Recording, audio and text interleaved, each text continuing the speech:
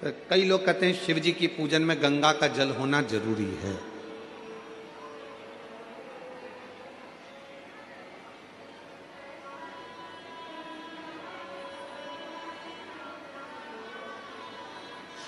और मान लो तुम्हारे पास में गंगा जी का जल नहीं है तो क्या शंकर जी तुम्हारी पूजन को स्वीकार नहीं करेंगे? अरे बोलो तो जम के, करेंगे ना? क्यों?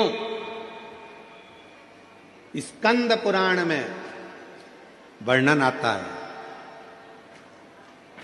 स्कंद पुराण में वर्णन आता है कि एक बहुत साधारण सी घर में रहने वाली एक दृष्टांत बड़ा सुंदर है। और एक घर में रहने वाली एक रेणुका मां नाम की एक स्त्री थी।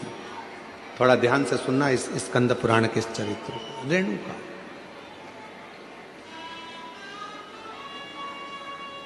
वो रेणुका मां के पास में कुछ भी नहीं था।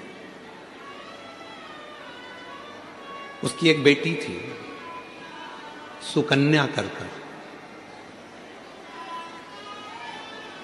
रेणुका मां की एक बेटी थी सुकन्या, बड़ी सुंदर थी। और रेणुका मां भी शंकर भगवान की पूजन करती थी और सुकन्या भी शिव जी की पूजन करती थी। सरल विधि से पूजन करते थे। मंदिर जाते थे तो जाते जाते कोई वृक्ष की पत्तियां मिल जाती थी, वो शिव जी को चढ़ा देते थे।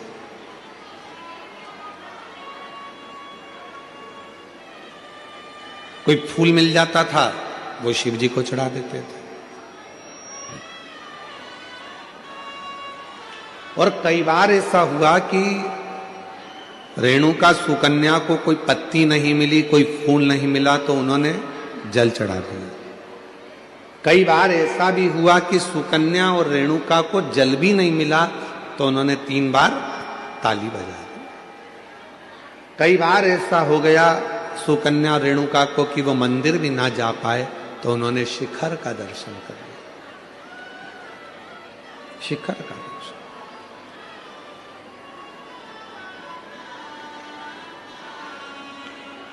एक दिन रेणुका और सुकन्या दोनों बैठी हुई थी और रेणुका सुकन्या बैठी हुई थी और वहीं से एक संत का निकलना हुआ।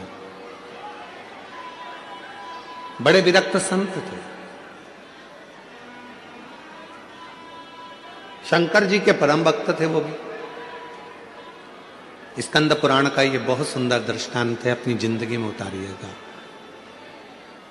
रेणुका सुकन्या बैठी है और वहीं से संत का निकलना हो रहा। विरक्त थे, शिव के परम उपासक थे। उनके मुख से नित्य प्रति ओम नमः शिवाय, ओम नमः शिवाय, ओम नमः शिवाय, ओम नमः शिवाय जपा करते।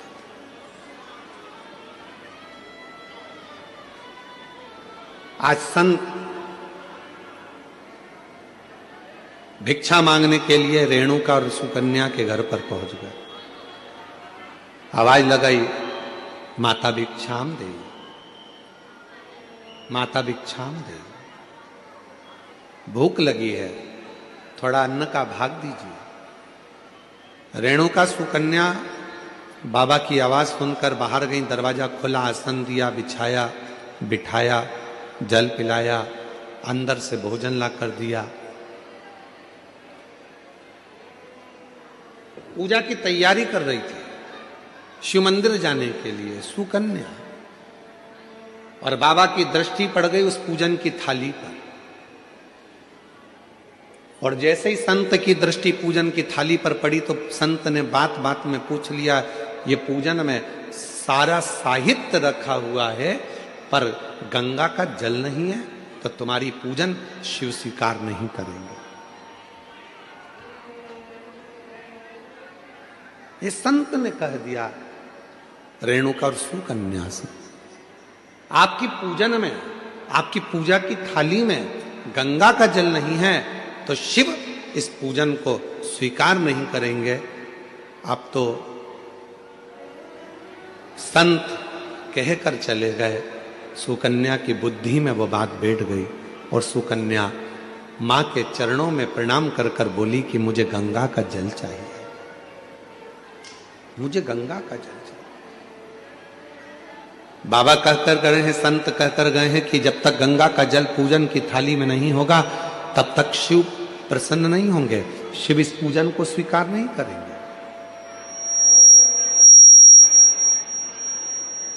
अगर भगवान शंकर को पूजन स्वीकार करना है, अगर भगवान शंकर को पूजन स्वीकार करना है तो गंगा का जल का होना जरूरी है। स्कंद पुराण कह रही है कि सुकन्या और रेणुका दोनों आंखों में जल भर ली। कहा एक काम करो सुकन्या, तुम गंगोत्री चली जाओ और गंगा जी के उद्गम से गंगा जी का जल लेकर आ जाओ। जाओ। सुकन्या हाथ जोड़कर बोली, मां मैं अकेली कन्या, मैं अकेली स्त्री गंगा का जल लेने के लिए कैसे जाऊंगी?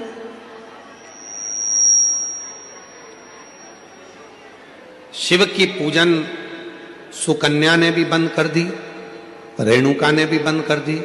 दोनों शंकर के मंदिर नहीं जा रही हैं क्योंकि संत कहकर गए हैं कि गंगा का जल होना जरूरी है। अब गंगा का जल ही नहीं है तो शंकर मंदिर जाके करूंगी क्या? अब गंगा का जल ही नहीं है तो शिव जी के शिवालय में जाकर करूंगी क्या? ना सुकन्या मंदिर जा रही है, ना रेणुका मंदिर जा रही है।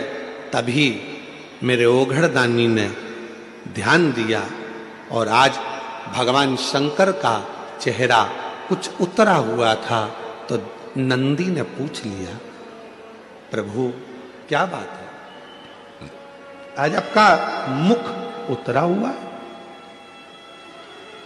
आज आपका चेहरा उतरा हुआ है, प्रभु क्या बात है? भगवान देवादिदेव महादेव ने कहा, नंदी एक रेणुका और एक सुकन्या एक गांव में निवास करती हैं, उनके पास में जो होता है वो मेरा श्रृंगार करती हैं, पूजन करती हैं।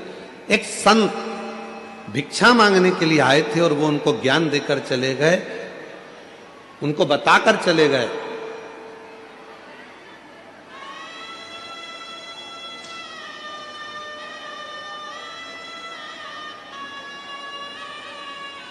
कि गंगा के जल के बिना शिव पूजन को स्वीकार नहीं करते। ना मां मंदिर जा रही है, ना बेटी मंदिर जा रही है, दोनों विचार में लगे हैं कि गंगा का जल कहां से लेकर आए, गंगा का जल कैसे लेकर आए, दोनों विचार।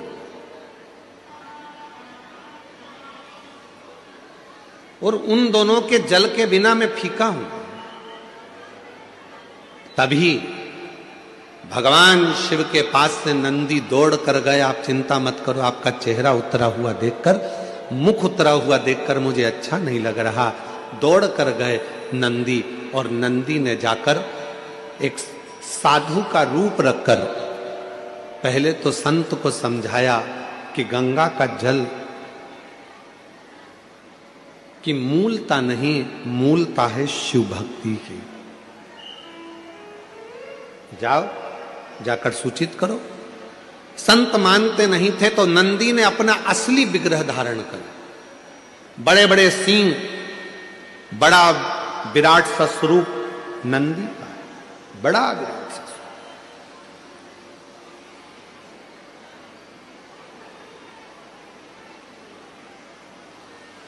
और इतना विराट स्वरूप नंदी का था, इतना विराट स्वरूप नंदी का था, नंदी जैसे ही सामने जाकर उस संत के खड़े हुए और अपनी पूंछ का एक बाल संत के ऊपर जो घुमाया, इतने में संत जमीन पर पड़ गए, हाथ जोड़कर बोले, मुझसे क्या गलती हो गई?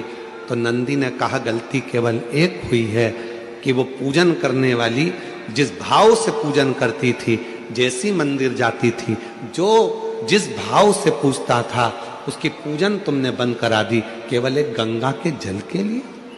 कि पूजन में गंगा का जल होना जरूरी है। जाओ। नंदी ने कहा, संत ए साधु, जाकर वो रेणुका और सुकन्या से जाकर कहो कि जब शंकर भगवान के ऊपर एक लोटा जल चढ़ता है, जब शिव जी के ऊपर पानी की एक बूंद गिरती है, जब शंकर भगवान के ऊपर अगर कोई साधारण जल भी चढ़ता है तो तो वो शंकर के ऊपर चढ़ा और जैसे उनके शिवलिंग पर चढ़ा, जटा से लगा, तो वो अपने आप गंगा जल बन जाता है। अलग से गंगा जल की जरूरत नहीं पड़ती। जाओ कहो, बोलो उनको।